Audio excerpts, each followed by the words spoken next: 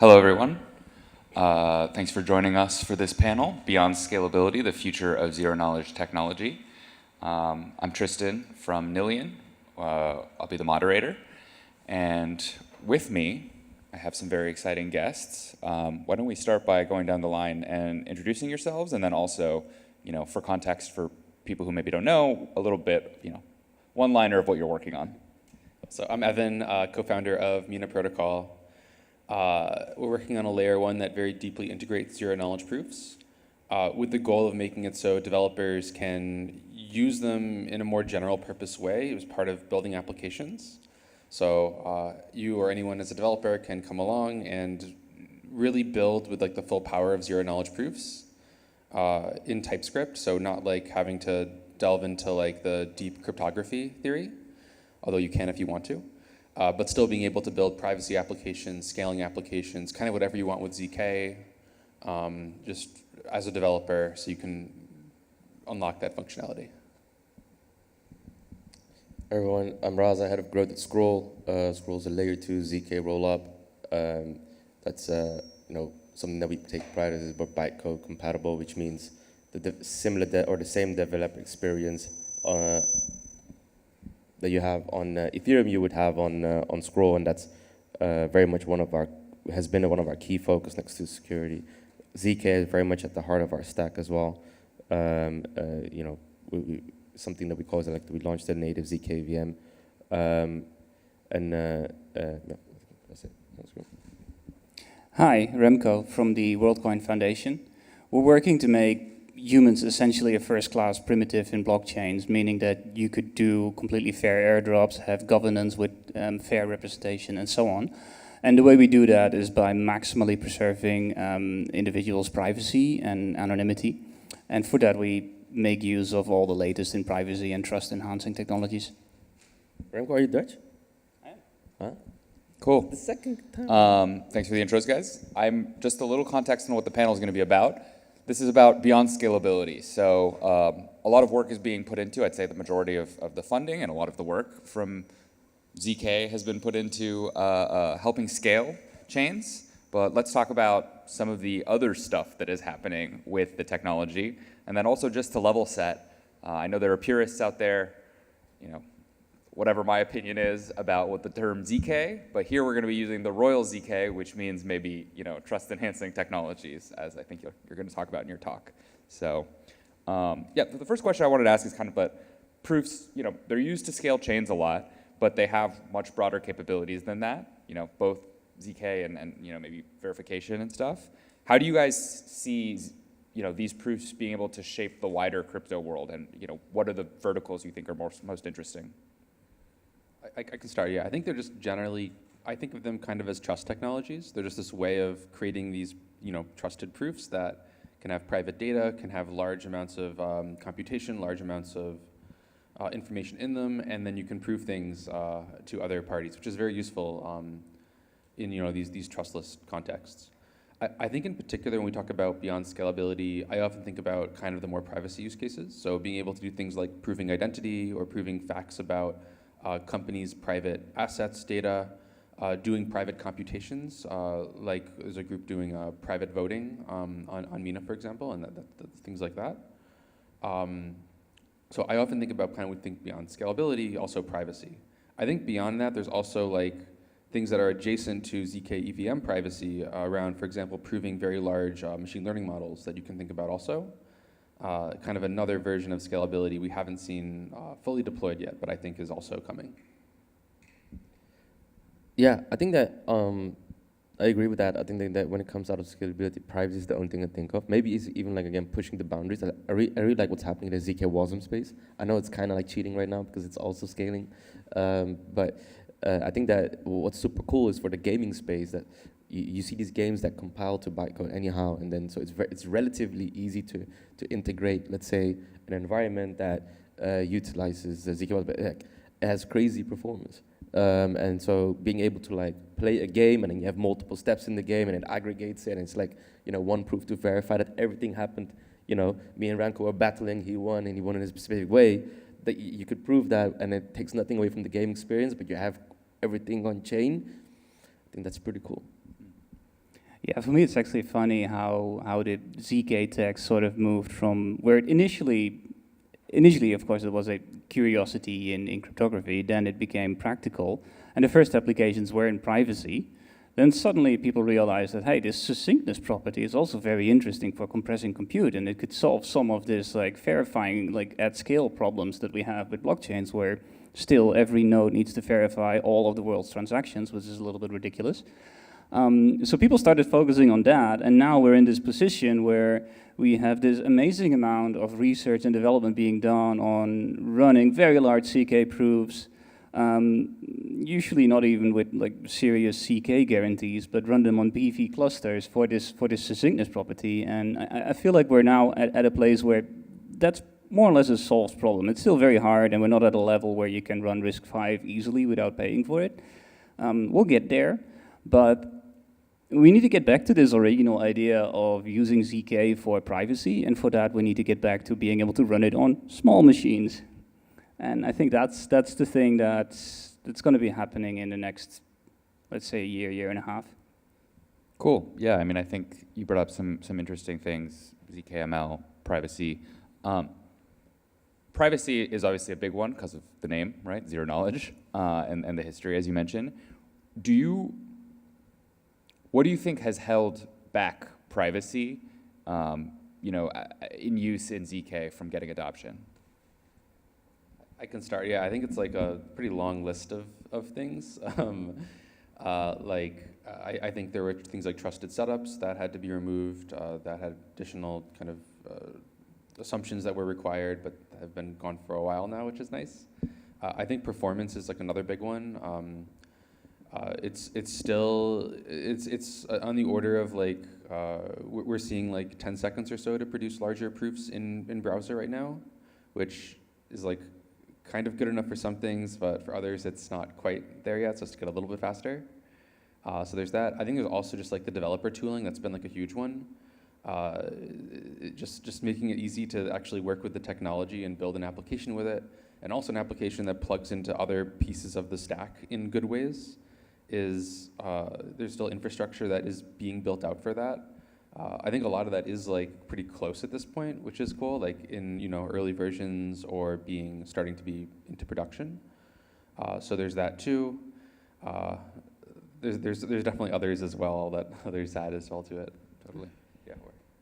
Yeah, I mean, like, in a different life, I spend a lot of time hacking and hackathons, and the one annoying thing about it is that most Web3 protocols, the docs are not great, but also the tool doesn't work as it says it does. Like, developer experience in zero knowledge, I wasn't a very good developer. It's not great. I really like Noir, and I played a lot with Noir from the Aztec team, love the Aztec team, and but when I used it, and then I remember when they would upgrade a version, previously would break or it would be slightly different, and it's just the nature of like where we at, like fast development and et cetera, et cetera. But I remember when I did client-side proving, and it was like it took like one and a half minute because of the ECDSA verification. I was like, fuck yeah. But that's obviously, like you said, that's not usable. Who's gonna stand in the line to verify their own an NFT ticket and wait 1.5 minutes? Can you imagine what the line would be? But I think, hot take, the bigger problem is regulation, really. I think that even if developer experience would be great, even if we had like the most optimal tooling, I know I wouldn't build it. I mean, I'm from the Netherlands too, and after the Tornado Cash developer got picked up, yeah, that's pretty wild. So when it comes to like, and the craziest thing is that even if you explain like, we had actually in the parliament a discussion about open source, and man, it looked like clowns debating, because they were like, and the code is public, and everyone can get hacked now. Like, this is actually legit what they were saying in the parliament. And so, if you don't have like, if you can't even explain, and if you can't even have like a reasonable debate, I'm a father of 4 kids, I will never touch that shit. Yeah, I think that the high-level thing that's going on here is trust in the technology itself. So what you're basically doing is replacing verifiability. If you have a transparent system that is not CK, where everyone just has all the data, a regulator can just go through and check it for themselves. And what you're proposing with privacy enhancing technology is that, hey, we have this technology, I know it's new, I know it's been on ePrint only for 3 days now, but trust me, it's gonna work. Then you're trying to convince someone that, yes, these numbers pan out, and now you can believe that this person is indeed credible for the transaction that they're now paying. To get there is a very, very long process. That is not only a technological process, but it's also very much a social process of just building up the trust in technology. And part of that is making it easier to work in and understand, because right now we're still in early enough days that I would say the majority of work that is still being done in CK is done in horrible ways where arithmetization is done manually or in a very low-level programming language that requires either a tremendous amount of effort to audit, and then you still don't have something that you can give to a layman that's like, hey, here it is written down what this circuit does, guaranteed. We're not there yet. We're getting there with things like ZK VMs based on existing programming languages. I think that will be a big unlock in terms of making these systems more easier to trust for people who are not deeply familiar with the intricacies of arithmetization. Yeah, just one interesting point you brought up there is about the DevX and UX. You brought it up as well. Do you think that is, like, we're seeing the libraries mature. We're seeing, people finally starting to build on some of the existing DSLs, like, and build out, more mature libraries there as well. Do you think that is going to push the space forward faster for things like privacy, things like beyond just scalability? We think so. Like, we have, our like DSL / like kind of little library in TypeScript is this thing called O1JS, and it's making it possible for devs to really build out lots of applications pretty quickly. It's pretty early still, but we have several dozen or slightly more devs now building on top and building applications, which wasn't something that we were seeing or really possible. And there's also things like Noir as well, and others like Leo and two that are doing it. I think yes. I think that the stage we're at right now is that it's still like these are libraries that are relatively early and they're still like stabilizing, kind of like you were mentioning, and also like they need to kind of tie into the rest of the ecosystems. They have to tie into other chains, into end user devices, into wallets. They have to like be connected really well and in ways that are stable. But I think we are seeing it happen, which is, I think this like kind of half year to a year timeline, at least maybe a little shorter for me, is about right for more of those getting deployed and used. Yeah, I would actually argue that none of these toolings today would be able to use you would be able to use for scaling. I think that scaling really is a different game, when it comes to utilizing ZK. Maybe like on a smaller scale, like what I mentioned about ZK WASM. But I think that what most of these DevX tools, most of these dev tools or DSLs or frameworks, what they will do is just like allow for like, I think I can only think about privacy right now, but or like verifiable steps, that are not necessarily on chain. There's definitely some scaling, right? You can some you can scaling, run OP stack fraud proofs inside of a RISC-V. I mean, like the amount of devs that will do that. Like, so for me, like when I look at the ecosystem and you look at all the use cases, that's probably like 1, 2, 3%. And then like when I think about okay, what DSLs and frameworks will enable, Totally. It's application developers, like the vast majority. I think that it's pretty much going to be around privacy indications and verifiable steps, like or off-chain computational steps that verify. Hey, that's good news. If we can find application developers, if that's 97% of the users, then we're doing good. Fair. Yeah, I think we're getting to a good spot where, at least when it comes to developing new applications de novo from scratch, you now have access to libraries that will implement basic primitives like hashing and signature verification for you. I think to get to a rich ecosystem of multiple teams building components and these components being stackable with each other, we need to get to a point where either we more or less converge on compatible proof systems, or we have very good technology for recursive verification of proofs. And neither of those is anywhere close to happening yet. Yeah, I mean, recursion is moving fast, but yeah, I think that's. So you guys all kind of pointed to it. Applications. Let's talk about it. What do you guys see as some of the most exciting applications, again, beyond scaling, that can be built or maybe already are being built with this tech? I can mention a few. I think for one, this is one is private voting at scale. There's a group building on Mina, mostly in Korea now, that's focused on letting large numbers of people do private verifiable votes using Mina and the technology. And they've actually had pretty good uptick. Like one of the political parties in Korea is using it for surveying their constituents. And there's a few others, but I think so private voting is definitely one, I think, is a thing, and also maybe that in the future going into more decentralized governance in general, which using proof of personhood basically, which I think is really cool. Another that we're seeing is companies wanting to be able to make proofs about their private data that otherwise they couldn't disclose, but they want to be able to either share it with other companies or let users create proofs of it, or kind of cross company promotions or other kind of shared data. Do you have specific examples there? Yeah, we're working with this one called Mirai Assets. They're like a larger asset manager in Korea, and they're working on security tokens of companies in Korea, and they want to make privacy preserving proofs about asset ownership. So an example would be you own a share in an entertainment company, you create a proof about your ownership of that share, and maybe they'll send you concert tickets every month for people under their brand. So they're interested in things like that, but it's nice to have privacy to ensure compliance and also not have to release that data set of asset holders that they're holding out into the world in a public way. So you can imagine that kind of generally too, you own shares in an airline company, you get access to the lounge, for example. So early days for that, but there's interest and it's exciting around it. Yeah.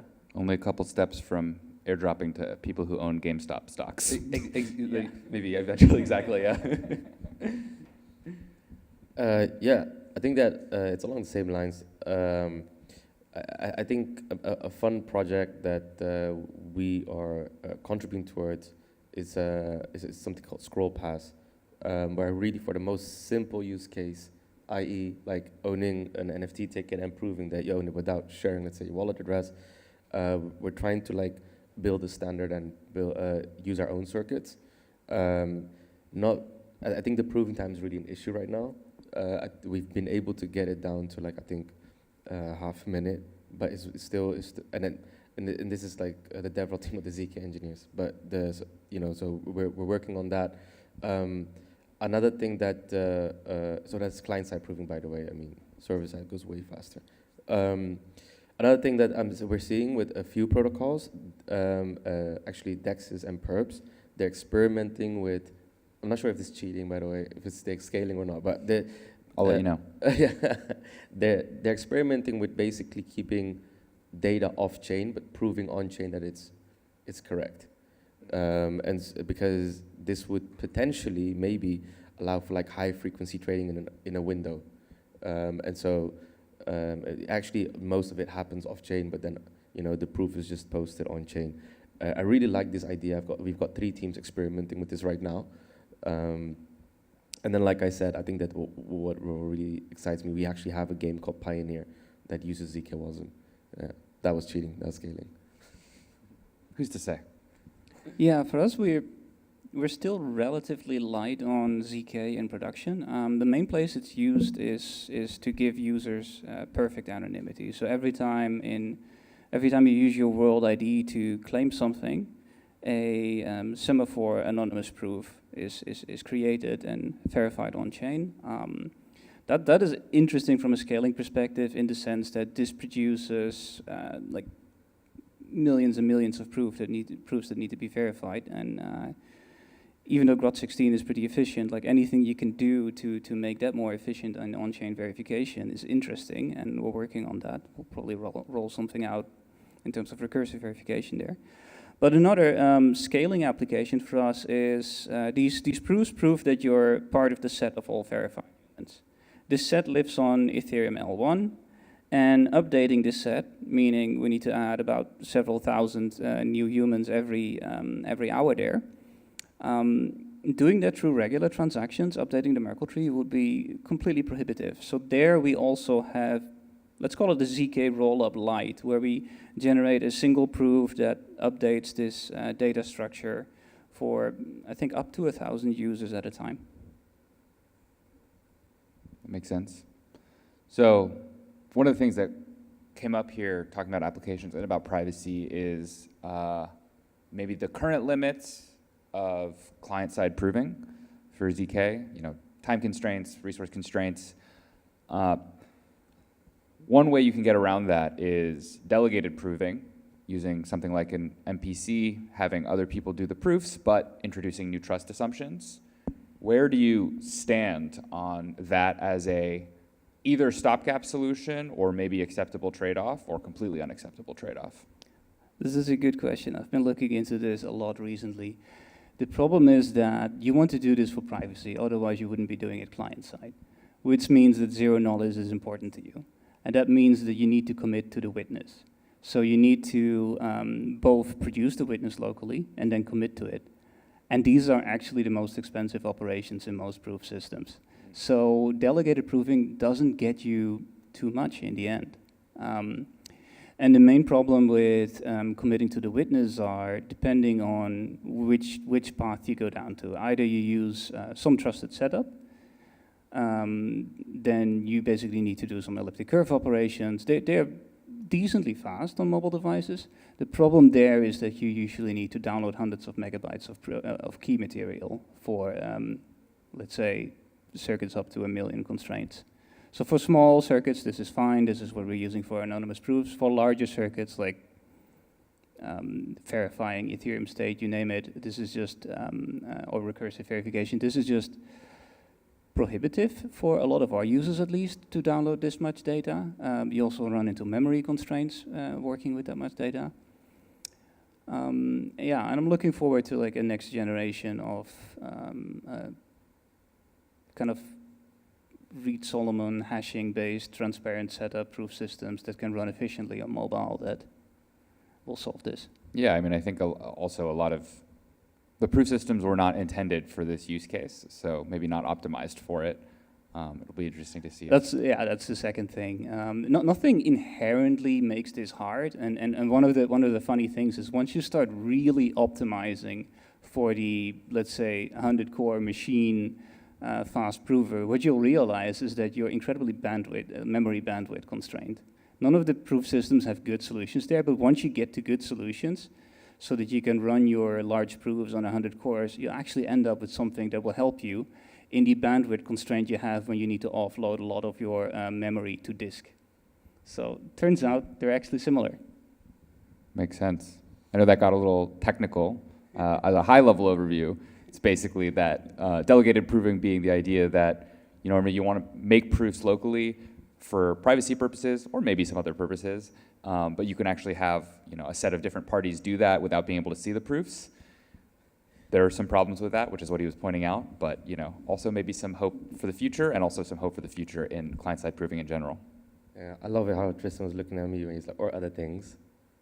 But to answer the trust assumption, maybe keeping it high level, is that, so when we started out with the POC for that privacy preserving, let's say, ownership, we actually had a lot of trust assumptions. And the way we went around it, which is not a perfect solution, but it's basically destroying the inputs and making sure that nothing's left on the server. Now, here's the thing. That's still, like you said, if you use ZK, use ZK for a reason. I kind of come from the other direction where it's like 50% of something's better than 100% nothing. And I think that I think that we're just at the stage that depending on the use case, having trust assumptions is, I think is fine. So I come from the banking and insurance world. In 2014, actually ING used ZK for like call centers, to protect, let's say, when someone calls like, a call center to like shield away the fund, like they couldn't see the balances and stuff like that. But there were still like ways around it, like was still very, very centralized. So I think that having at least some ZK, that is just like an added level of security for a lot of applications goes a long way. I think it depends on the use case. Like, I do think like the transparent setup, like, client-side stuff is either pretty close or getting there, where what's really nice is if you do this client-side ZK thing, the data doesn't leave your device ever if you set it up correctly. So it can be super private. So for lots of applications, I think ones where, very sensitive information is going around, it's very nice to be able to have that property and just like create proofs locally and send them out.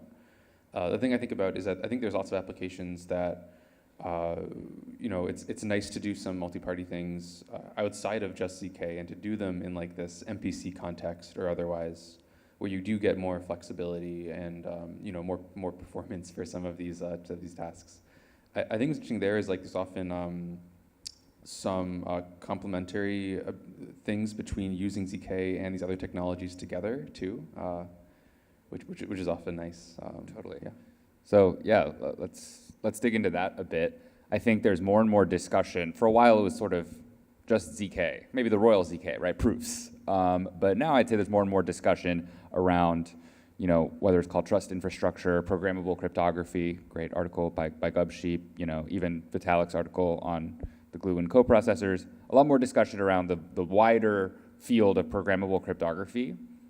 Where do you see ZK falling in that map? Like, what is it good for? What does it compose well with other things to be able to do, more interesting things with? I mean, the two I would say is like kind of client-side privacy plus, beyond scalability, but scalability, basically. Like you're saying, there's kind of a lot of things that go beyond just that, and then it's nice to glue it all together. But there's a lot of things you can do with just ZK, and then you get these really strong properties, which is quite nice.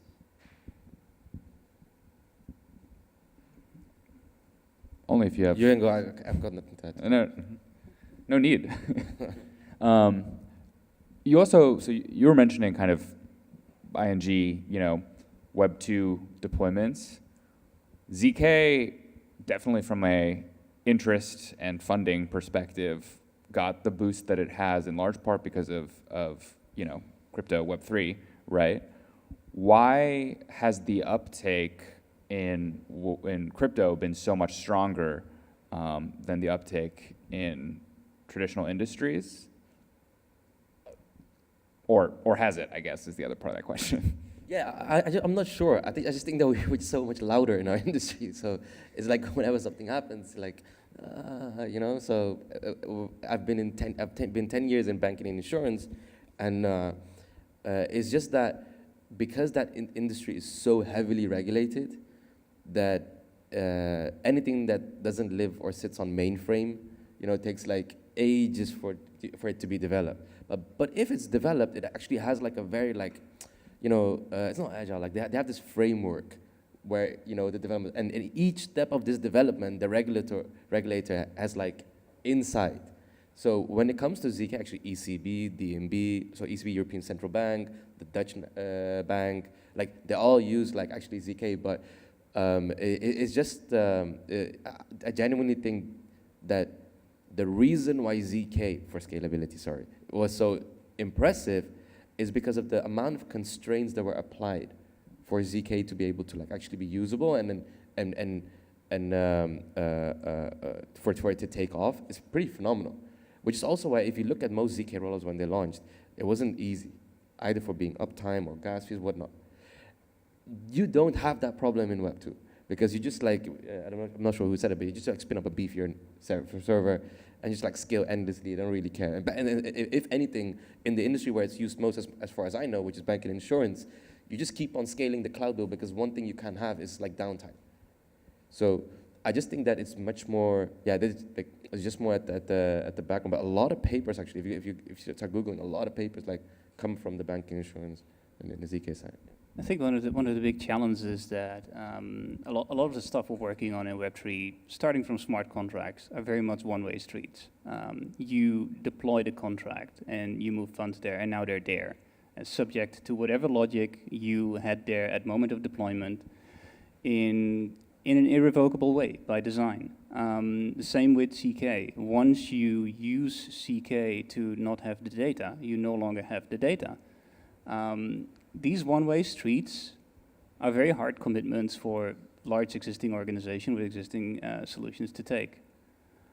I think the way to solve that is just to show that these alternatives work and actually can provide all of the things that you will need. I don't think the change is going to come from within. I think the change is going to come from pressure from the outside and like building trust in the technology, like I said earlier. We need to show that this can be done and this can actually do all of the edge cases that you have currently. Like the nice thing about banks currently is that if something goes wrong, you can call customer support and they have some sort of root access into the system and they can help you out. You need to have a system where you can let that go. So you need to not only build for all the happy parts, you need to design your circuits and everything so that they can also support all these escalatory paths that you do want to maintain in your system. Yeah, I think I think for like one reason is just like there's been a lot more willingness in Web3 to fund like kind of earlier stage, like more research side, research stage areas of just in general. I think like when we go to companies still with ZK stuff, they often want it to be like pretty fully baked in a way that it's just becoming now. But like, even a year or 2 years ago, like it wouldn't have.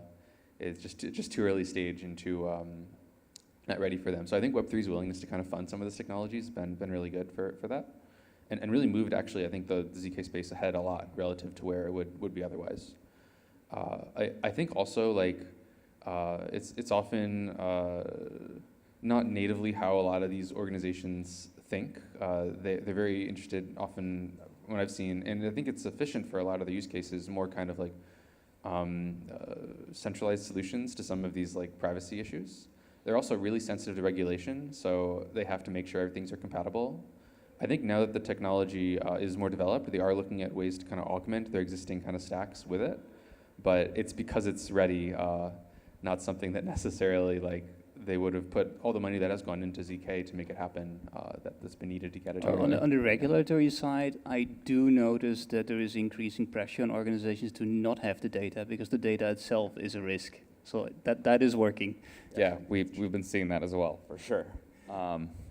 Yeah, I mean, to your point on the kind of crypto pushing the research side, I think I like to say that in some ways, this industry lets us fund things based on expressed preference versus revealed preference, whereas like the traditional economy is a lot of, revealed preference. You gotta make revenue, you gotta have users, which is cool, I think, for a lot of the cutting edge stuff, exactly like ZK. One of the things that you brought up, Remco, is around building trust in the technology. I mean, you guys have a lot of lay users, let's say. One of the tough things about all of these technologies, including blockchains, consensus, all of this, is that the legibility for the average person is not very good, right? So even for Ethereum, okay, they'll go look at Etherscan and be like, that means it's on the blockchain with hundreds of thousands of machines, I guess, right? Do you think that there's anything that can be done in ZK to help the legibility problem, to help build trust, to help it be a little bit more clear than like, no, trust us, the math checks out, right? That's a good question.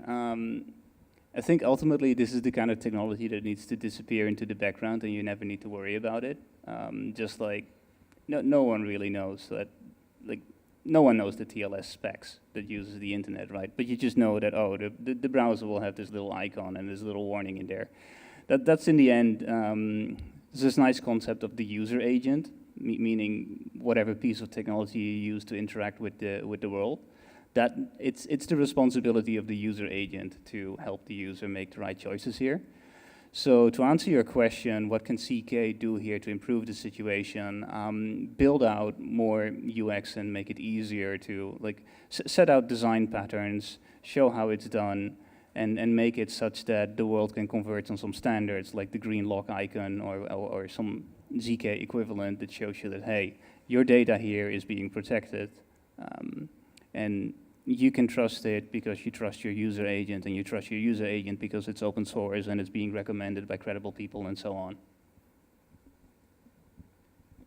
Yeah, I really agree with that. I think that'll be key. I think also just like keeping things really simple, like being able to explain to the user, like, oh, you know, your data staying on your device, it's staying private, having the story be simple, which often means having the backing technology also be simple and not have like, you know, like lots of tiers of infrastructure of different types of privacy happening around the scene. I think that will happen, but I think as long as we can, as much as we can keep it simple, it's better.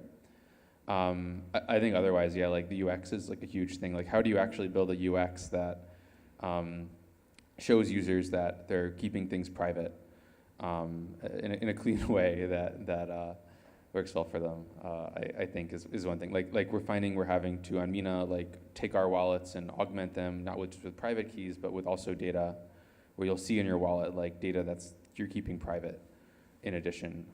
And I think if we can build some flows out that make sense and also have good examples around, I think once you've like used one thing and understand it, it'll be easier for you to imagine how future things also work in this privacy area. Yeah, I mean, once the UX meme takes hold, right? Like every DEX looks like Uniswap, you know. Exactly.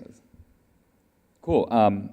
We're getting near time, so you know I'm going to do the classic thing that happens at the end of the panel, where I give you some time to talk about what you are working on, what you guys are excited about, and what people should look out for, kind of coming soon, or maybe not that soon. I think relatively soon. I think for us, like lots of client-side proving, wallets that have UX around private credentials, private data. Also, hopefully, some like larger integrations that use some of the privacy technology. With like established companies with lots of data. And hopefully, you know, in the next like 6 to 12 months, there being some applications people are interacting with that are you know, unlocking new use cases with this stuff locally on people's devices, which is it's going to be new, but I think it's possible and going to happen, and it's exciting. I'm excited about it. Yeah, I believe. Yeah. Yeah, on the tech side of things specifically, yeah, to give a summary is I guess like we're very much looking at the ZK VM space. We're building actually our own, and it's looking promising. I'm personally very stoked from an ecosystem perspective, like what that will bring. And then I think that something else that's like top of mind for us as a priority is we've launched a stack, so an SDK. You can spin up the scroll chain now yourself, like I said in my talk, we were very much focused on our main chain, like optimizing the main chain, and then now we're very, very excited for what that can do and giving it, and then like I guess like just keep improving that.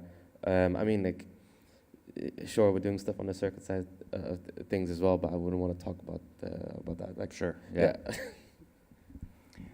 Yeah, I'm very excited about kind of starting from a real world problem of just trying to bring blockchains to the next billion people and solve all of the hard problems that you find along the way, and then you'll end up needing to build very strong capabilities around zero knowledge proofs for sure, but also around like having a scalable L2. And you'll also find that NPCs and TEs can actually provide really useful value at certain points in the equation. So you're building out this whole toolbox of capabilities and then apply it to solving the hard problems you find in the real world. I find that very exciting. Awesome. Cool. Well, that's time. So thank you everyone for your time.